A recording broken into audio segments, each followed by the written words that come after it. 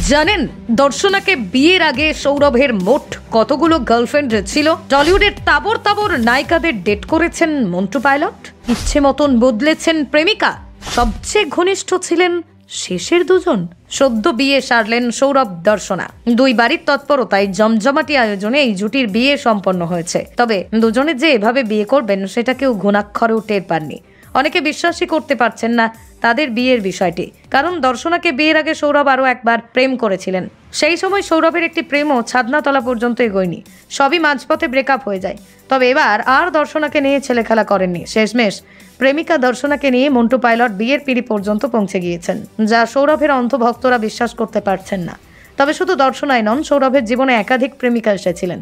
এক নজরে দেখুন তাদের। স্কুলের প্রেমিকা রূপলী পর্দার মন্টু পাইলট ওরফে সৌরভ ছোট্ট থেকেই প্রেম করছেন, এই কথা নিজেই বহুবার জানিয়েছেন। বিভিন্ন সাক্ষাৎকার এবং রিয়েলিটি শোতে সৌরভ জানিয়েছেন স্কুলে পড়াকালীন সময়ে থেকেই প্রেম করছেন। প্রেমিকার হাত ধরে হাঁটা, ক্লাস বাঙ্ক, পার্কে যাওয়া সবই করেছেন স্কুলে থাকাকালীন। ছোট থেকেই যে প্রেম ভালোবাসায় ওস্তাদ সেটা তিনি নিজেই স্বীকার করেছেন। সায়নী ঘোষ টলিপাড়ার অন্দরে এই নিয়ে বেশ বিতর্ক রয়েছে। কারোর মতে সৌরভের সঙ্গে সায়নীর অল্প কদিনের সম্পর্ক ছিল, আবার কারোর মতে সেই সম্পর্ক কেবল বন্ধুত্বের ছিল।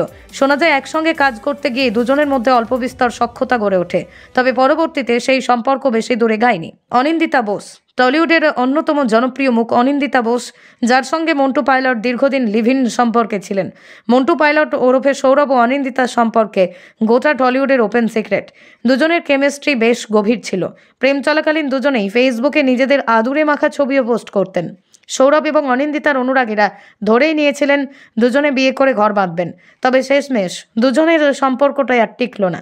দীর্ঘদিন লিভ ইন করেও শেষ পর্যন্ত ব্রেকআপ করে দুজনেই সম্পর্ক থেকে বেরিয়ে আসেন। মধুমিতা সরকার গোটা টলি ইন্ডাস্ট্রিতে শোনা গিয়েছিল অভিনেত্রী মধুমিতা সরকারের সঙ্গে প্রেম করেছেন বাংলার ওয়েব কিং সৌরভ দাস।